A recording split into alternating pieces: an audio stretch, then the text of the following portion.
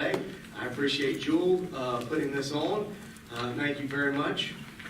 In a lot of ways, I appreciate it. I certainly see some kids I know from various different schools out there, but I really appreciate this because I see my daughter in the back of the audience back there. She's a president at PHS High School. So happy to have her here today as well.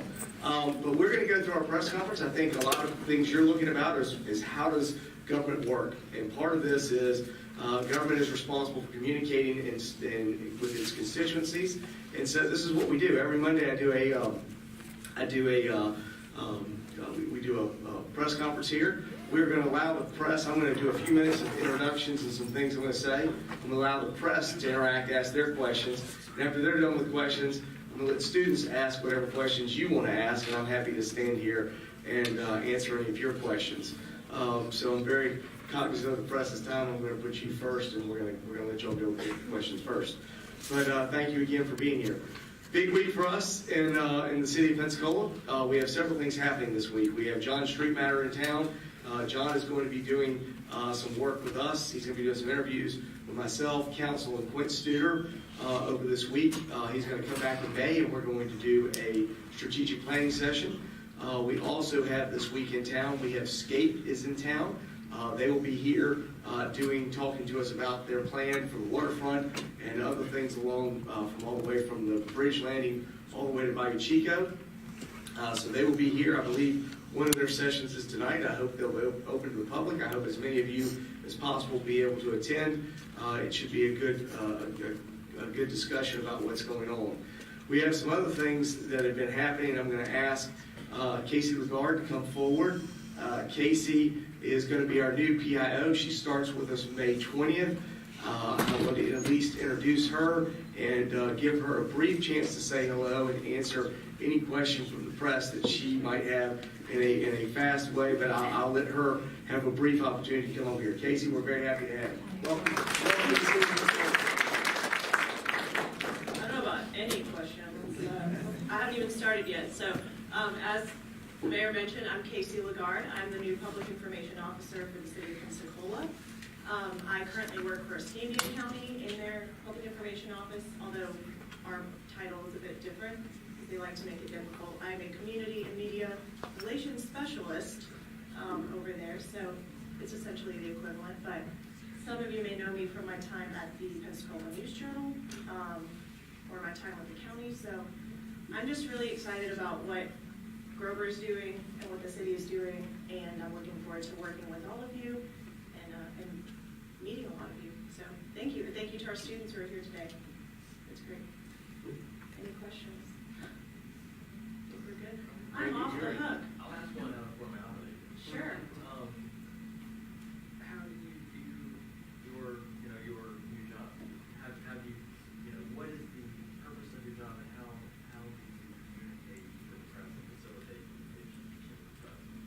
Yeah, that's a great question, and for some of the students who may not be as familiar with what a PIO is as maybe the press is. For me, I think a public information officer is not only someone who acts as a liaison between the media and government or whatever organization they're working for, but also someone who's responsible for getting the city's message out there or whatever organization they may be working for. So whether that's through press releases or the city already does a great job with their video segments, just highlighting the good things that government is doing. Because a lot of times if government is in the news, it may not always be good. So you want to get those positive stories out there.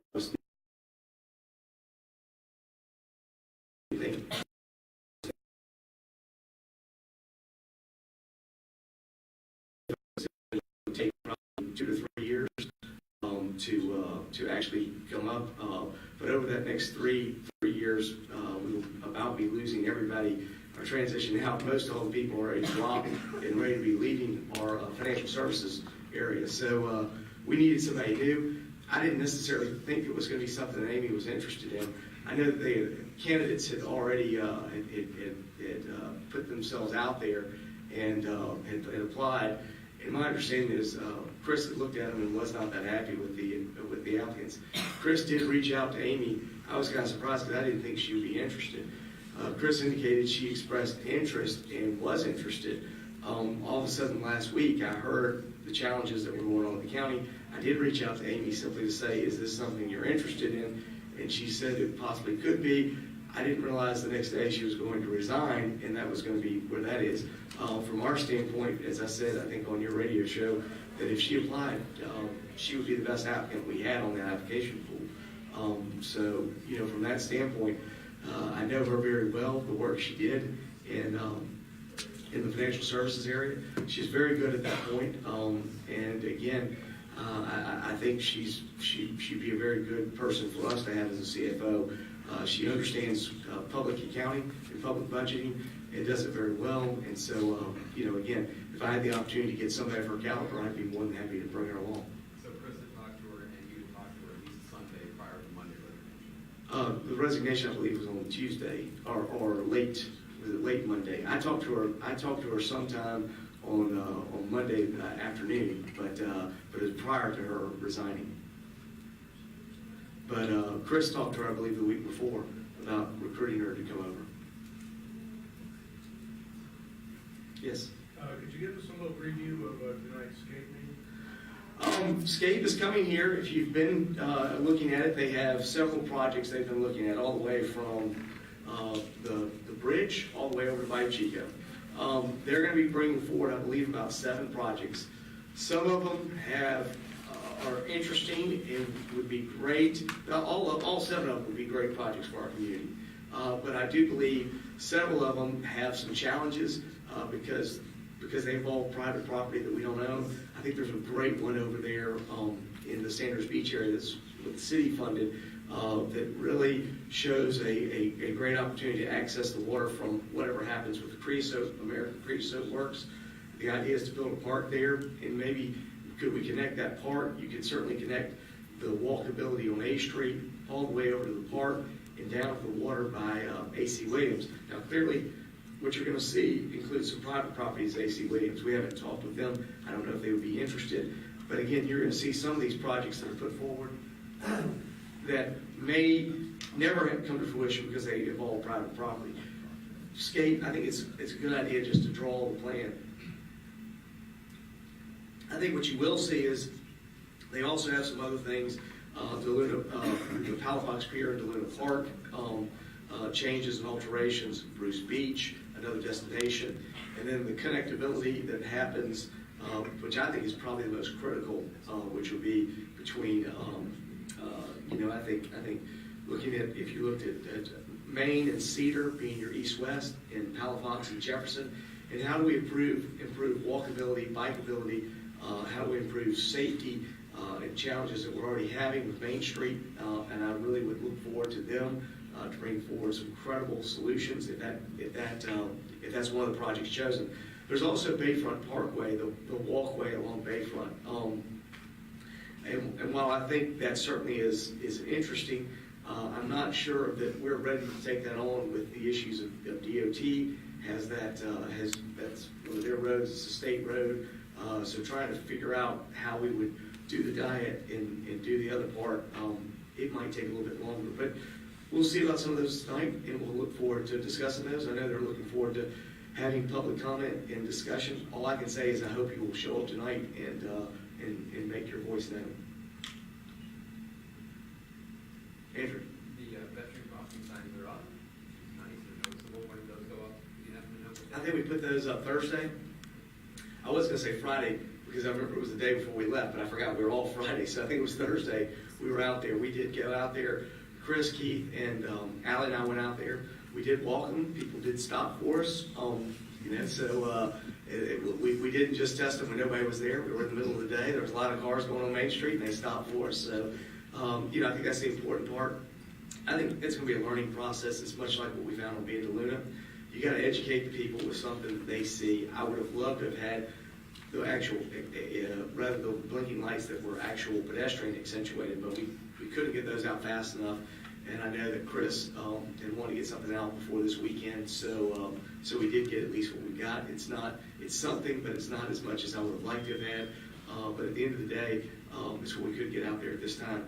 Now, I do think as we move forward, that's one of the things I'll be looking, if that project is chosen from Skate, I would love to see how they think we change Main Street, Cedar Street, and how to take pedestrians safely across those. Yes? A proposal to restrict the hours on solicitors, just wonder kind of what prompted that and what's the discussion around it? That was done by Councilman Moore, yes. And I think what he was looking at was, he said when he campaigned, again, if it had been me, I might have chosen something more like sunset in the summer. I know I campaigned a lot between 7 and 8, so this will change somewhat what happens. I always figure as long as the sun's still up, you can knock on doors. But he was wanting to move that back to 7, and I certainly understand some of the things that are there. I think it's and then when the light, when the hour changes back, I think it's sunset right there in the winter, which is like 5 o'clock. So I think from that standpoint, it's just an attempt to make it more, rather than a stated time, it doesn't really reflect for what happens with the sun schedule, to really kind of move with sunset and be more accurate with sunset. It's his decision, and we will enforce it however we need to, but it wasn't really our initiative, it was Councilman Moore's initiative. Very good. And then one more along that line, we just had the list of questions. Bottle clubs and hours there. We were looking at that. I think one of the things, the most important thing that you can't get back, I'm amazed when I go down and see what's going on. I was down on Palafox and in downtown. I was there again, it was, for all the PHS people, I know it was prom Saturday night. We took some pictures in Seville Square, we walked downtown, had dinner, had some drinks, walked around. I'm still always amazed at what is going on downtown. I think it's one of the things that we really are trying to really show off and flourish and continue to make it. But one of the biggest challenges is safety, and we certainly have some safety challenges late or early in the morning. We've had a number of problems from the police chief that's described to me. We had challenges a few months ago with a gunshot fired. We had challenges also with known gang people and surveillance from there that we have at that hour. These are general problems that aren't consistent with the safety we want to produce. So in that, we are looking at how do we work with some of these things. I do expect that we will have legislation coming forward. I think this has also been something of Councilwoman Hill's, but it's certainly been on my mind. I've been communicating with her. I know the DIB and other people, it's as well, the concern with safety. I think it's one of the most important things we do. And if we have individuals who are coming here not to behave in the way we intend for them to behave, then we will need to address what our ordinances are to protect safety. Yes? Something recently about unconventional ways the city is working in areas that doesn't traditionally, like with the hospital, on the assessment issue and the park. So, is the city, do you have anything else right now in the works? Yeah, we do expect to have a few of those things in the education realm. We want to be coming out next year. I'm looking forward to meeting. I think it's this week. I don't see Lauren. If it's this week or next week, I'm meeting with Malcolm Thomas, and we're looking to see how we can do a better job of utilizing our community centers for academic assistance in what we do. One of the things we've already been talking to is we've already been talking to all the arts groups. That's from the ballet, the orchestra, the opera, the symphony, I guess not orchestra, symphony. We've talked with both UWF and the Museum of Art, as well as the children's course. And they would like to broaden what they're doing. At the same time, we've had people from Woodland Heights come to us and say, listen, you promised a performing arts center, and you built a stage, but you really haven't programmed it. So we're hoping to kind of merge the two together. The arts want to find a way to expand their business and what they do to expose other children to what's going on. So we look to take it to Woodland Heights, and we're going to look to get children who are interested in participating. We will take them from the buses we have at Fricker and Cobb or May or Gold Point, anywhere else. We'll bring them to Woodland Heights and be a part of that program. Now, it started this fall. They're going to have a Saturday they're going to kind of do and see who signs up. And from there, they'll kind of try to look at programming. But I think it's really one of those opportunities for us to do some enrichment for our kids at our community centers and really fulfill a promise we made to Woodland Heights that it was going to be a community, it was going to be an arts center as well.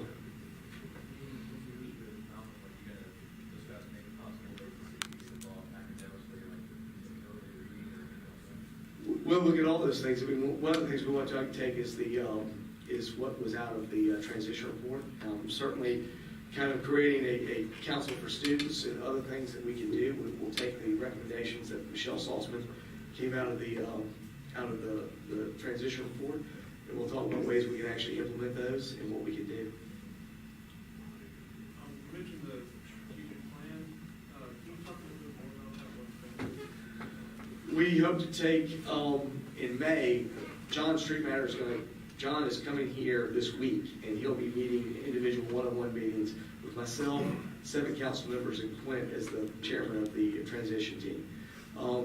He will then look to come back, and I believe it's May 9th. I'm not positive on that. It is May 9th. Chris has not even said. They're going to come back May 9th, and we're going to do an all-day kind of session with him, sort of in council and myself and Quint, just kind of trying to look at what we had in the transition report and how we prioritize those things. Again, there are a lot of great things. Everything in the transition report is good. We ought to be doing it, but we can't do it all at once. We don't have the resources to do it. And again, that's what we need to be moving through. So we are going to meet and discuss how we're going to prioritize, and the council's going to have a chance to look at it. And this is what I've been asking for. I think if you've been at the council meetings or the agenda reviews, you know, a couple of times council members have jumped on a subject, and I keep saying, can you hold off? Because I don't want to look at just one subject without looking at all 11 of them at the same time. So this is our chance to do that.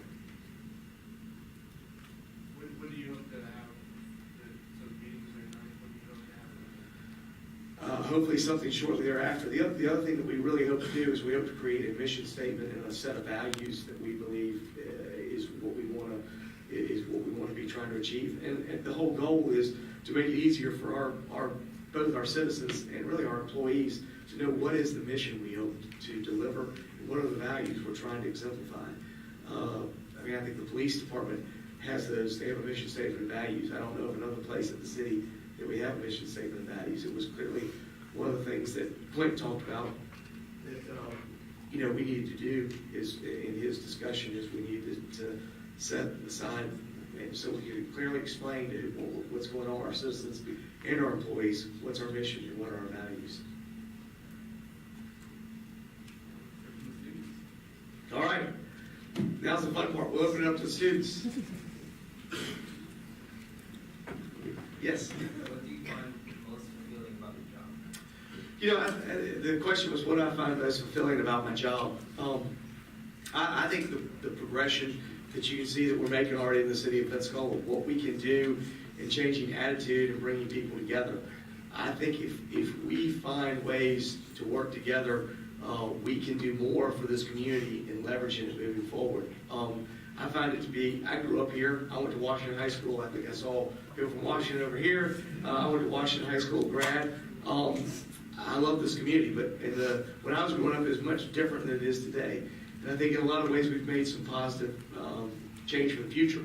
That's not to say I think we can't get better. I think we can continue to get better as a community in what we do in that regard to find ways to bring people together and make the city better. That's the most rewarding and fulfilling part of this job. Yes? What steps has your administration taken in dealing with panhandling? We're working on that. I think really what we want to figure out is what are some solutions we can be making in dealing with homelessness and poverty. And we had a meeting, and we've yet to circle back up. I'm looking to get back with with Commissioner May and the county, see what we can do. We had a good discussion with some of our partners, because this is not something that local government can take on by itself. We're going to need the participation of local partners. So again, we are working with those partnership agencies. we'll sit down with them and meet and look at what we can do and what may be better for the government to take on, and then move from there. We just simply haven't had a chance to circle back up with the county at this particular time, but I do expect that will be happening in the very near future. We've been trying to find a date that Commissioner May and I can get together in our registrations, and when we find that day, we'll sort of discuss what happened at the from there. From there, once we have a direction as to how we plan to do it, I think you'll see both the city and the county move forward with some kind of joint ordinance. And I think it's important that the city and the county, both in our action and our ordinance, do the same thing, because we want to send a very clear message of what we're doing and how we're doing it. But I think more than anything else, we want to find ways to help people. If you are truly needing help, we want to find a way to help you. But we want you to work within the framework of what we're trying to do with help. So I think those are all important as we move forward, and that's what I think you're going to see us do. Yes, ma'am. I've heard some discussion about building the limestone crushing facility at the port, and I was wondering if, like, the idea of that was ever finalized or shut down. We did. I met with the group probably about 3 months ago, and I told them that I did not see the limestone crushing and the train traffic that was going to go through downtown as necessarily being consistent with, again, all the great things we're doing downtown. But at the same time, we are very much committed to our port and what we could do. I think if you look there, you'll see a lot of activity is happening in our port. We believe we can deliver to niche markets, but we also can do niche services, like you see out there with the Blue Horizon ship that's going to have rockets land on it. I think these are exciting things that we can find ways to participate, and again, we can make the port a viable thing. However, I'm not sure that we're, I think we need to look at every opportunity that comes forward and really evaluate whether it's going to be appropriate for us. I told the people at the end of the day that if they wanted to come here and bring their ships here and unload onto a barge and take the barge somewhere else, like say the shipyard over there where the scrap is on Bayou Chico, and they wanted to crush there, there's train tracks there. If they wanted to go there and do that, we were more amenable to them. They did not come back with anything. So again, we moved on. We're looking at the next item. We have a couple of people that are interested in that port facility, that port warehouse. So we might even have better fits for us. So by saying no, we might have actually got an opportunity to see a better opportunity for us.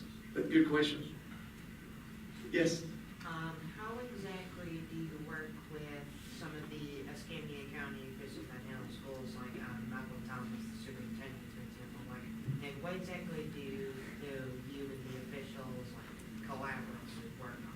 Well, that's kind of what we're doing. I mean, traditionally, in a traditional sense, we don't deal with the school board in a sense. But I think that's a very short-sighted look at it. One of the most critical parts to I think really for me today, talking to you, the most critical thing for our future is workforce development. You are our future. I mean, I hope as many of you will go out and learn great things and come back to Pensacola. Pensacola is only going to be as good as you are willing to take it, not where I am. I'm headed off into the sunset of my career soon. So much of what's going to happen with what's going on and what this community is really dependent upon y'all. I hope that as many of you, I know some of y'all are in various ages, but I know there's several seniors out there. I hope you go out and get skills either at college or a trade school or joining the military. I hope you learn things, see things, and then come back to Pensacola and find a way to do them here. I think that's what we need more than anything else. Our future is going to be dependent upon what you do. So I think us working with the Escambia County school system is going to be incredibly important. We won't get into the day-to-day of doing school. That's the school board's responsibility. But we have community centers. We do a good job of having basketball teams and football and a variety of other things. But what we could do is start doing more academic pursuits there, more other things that we could get with a number of different groups, much like the mess hall that does things with STEM related. We could be doing those kind of things at our community centers with our youth that are there in a way that's much easier for them to get to. We have a community center almost within a mile or so of everybody in the city. I mean, you can get to our community centers. So the idea is we want you to come there, and we think they can be better utilized. So again, these are things we want to do.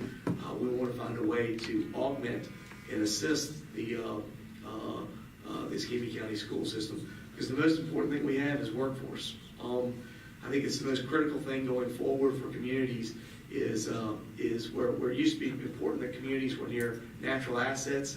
Now the future will be how communities deal with talented individuals and their ability to attract and retain talented individuals. So I think that's why you see what we're trying to do with quality of life programs. We deal with walkability, education, a variety of things that we're trying to do so that the best and brightest will want to come back to Pensacola.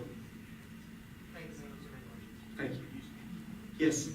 I was wondering what procedures do you have in place for natural disasters such as hurricanes, because for me, can't run first, so I was wondering what. We do. We do. Thank you very much for that. I will say this much. We have a lot of things prepared from our standpoint, but we are sort of a node off the county.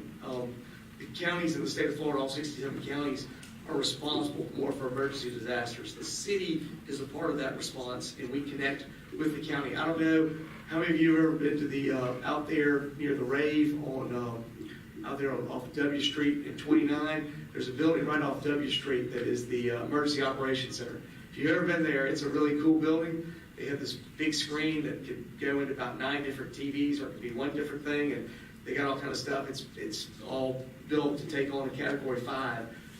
When I was with the county, that's what I'd spend a lot of time whenever we had a disaster.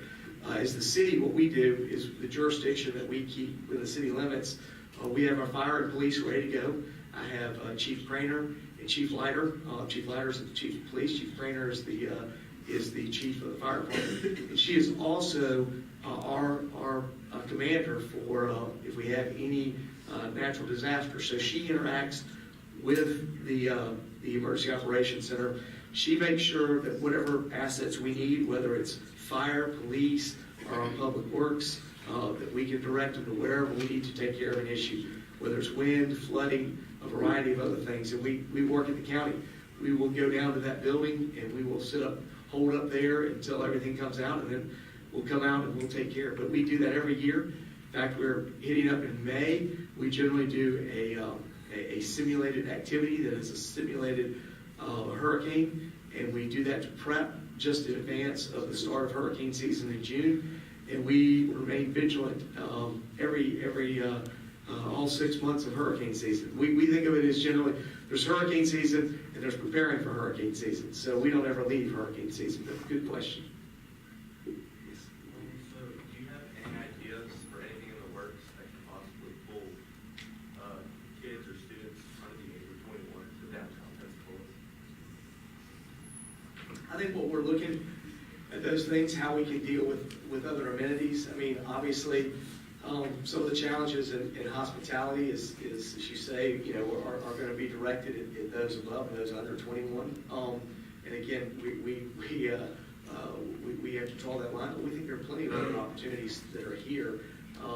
Again, if there are suggestions, you think there's an amenity we can create that's more designed for students of your age, we're always game to hear it. But I think the better we can create amenities here, our parks and rec, our shopping, a variety of other things, there'll be opportunities for you to come down here and participate. And again, I think when I look at things like the gallery nights and other things out here, I see people of all ages participating, and I think they provide opportunities for all our citizens to be here. Yes? Yes, I want to know, what are your top priorities for the city? Okay. Our top priority for the city is to reorganize ourselves in a way and do those things that are going to make us better. We've been working at really finding ways to pull together as a team and really bring all areas of Pensacola together, from the west side all the way to the north side. How do we do that?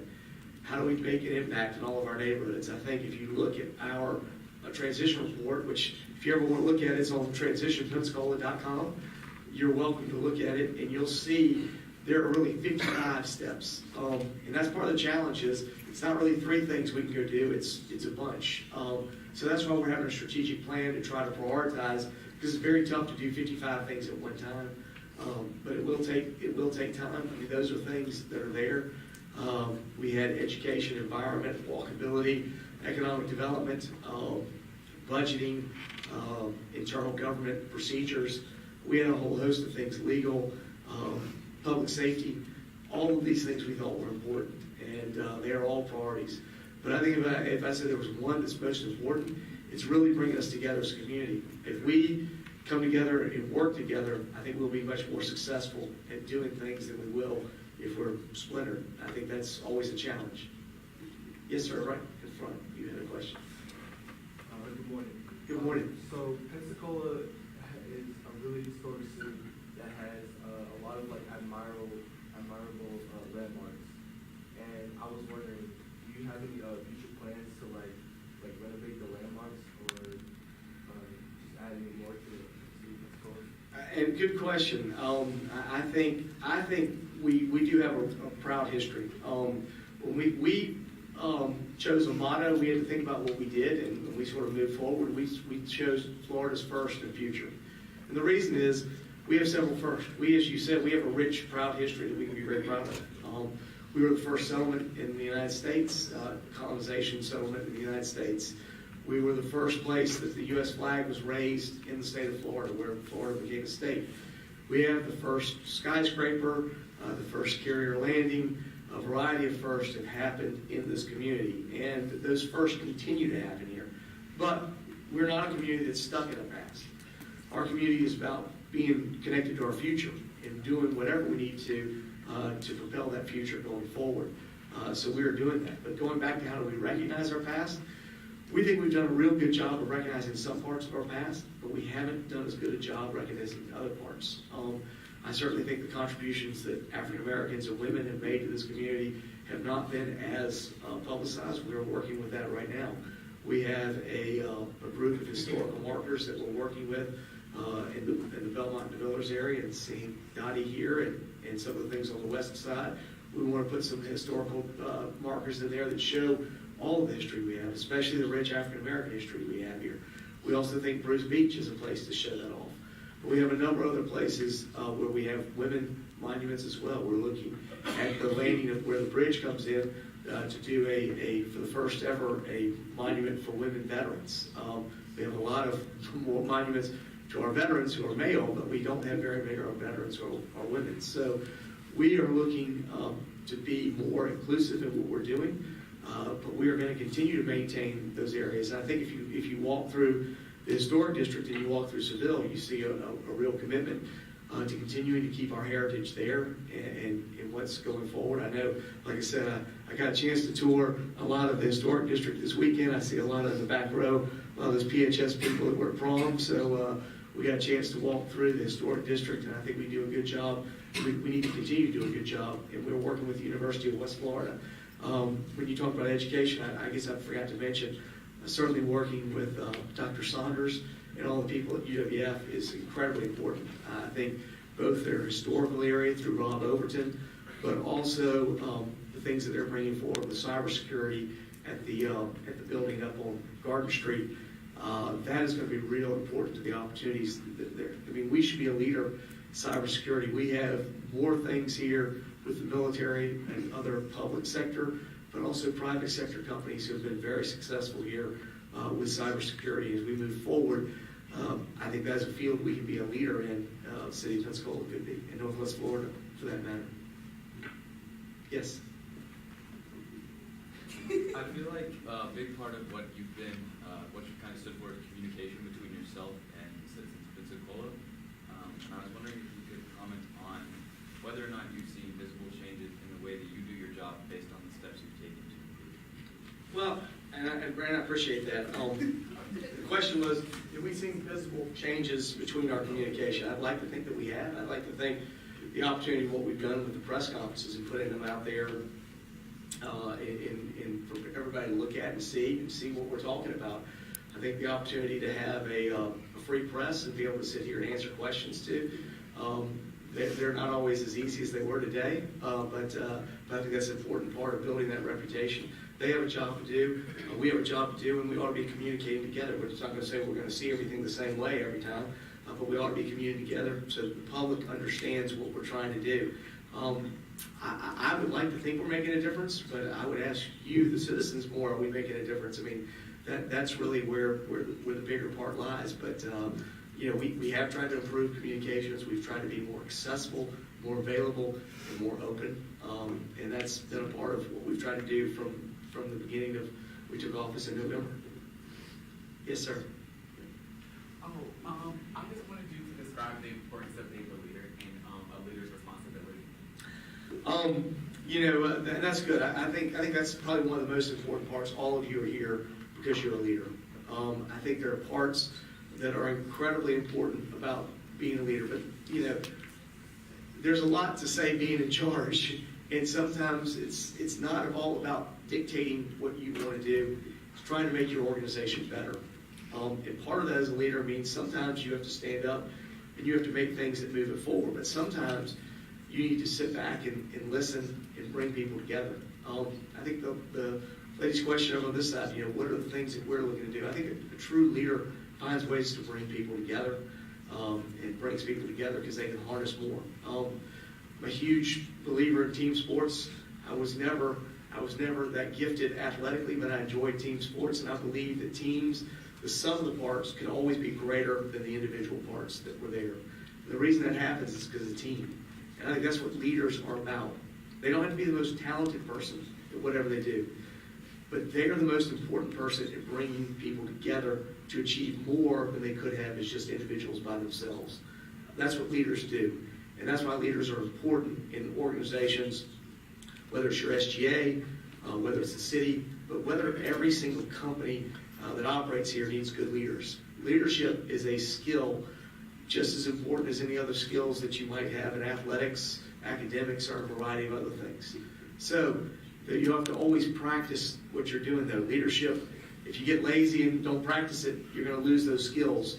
But those skills are important. And I think leaders have to be able to bring people together. They have to be able to listen. But they have to know when are the times they need to step forward. And they cannot, the most important thing in leadership is sometimes showing up. And you can't be scared. There are a lot of things that happen. I come here sometimes to this press conference, and it's not always positive what we've got to discuss. But the issue is you cannot dodge your responsibility to show up. It is important that you show up and that you stand there and you do what you need to as a leader. I think that's probably some of the more important things, the issue of accountability and responsibility. That'll take you further than anything else. But the end goal, your job as leader is to make the group that you're working with better than what they are as just individuals. And that's your job.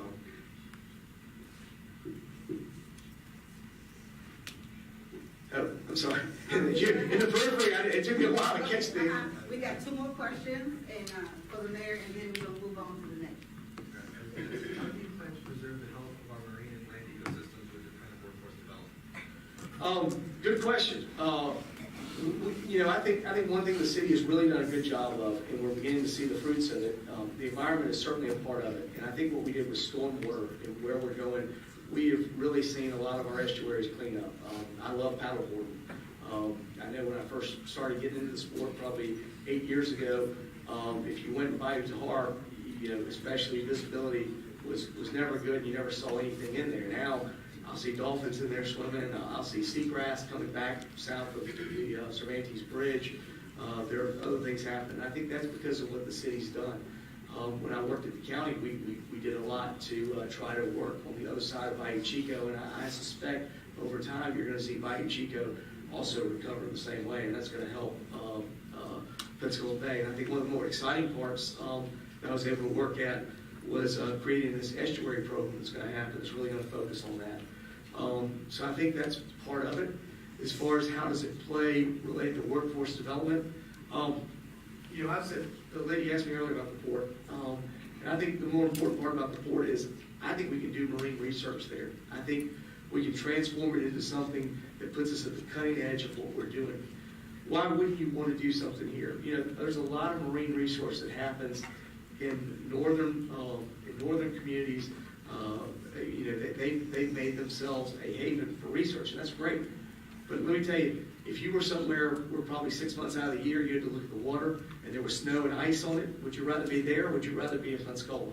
So I think we can be a player in marine research. I know that UWF is a part of that as we move forward, how we partner with the state of Florida and some of the other things to attract opportunities. If you look at the port plan, it really talks about using the northern half of the port for research opportunities and look for ways to develop it.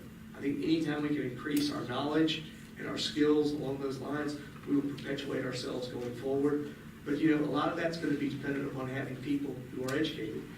I think your job, this goes back to you. I think there's a future for you here in Pensacola.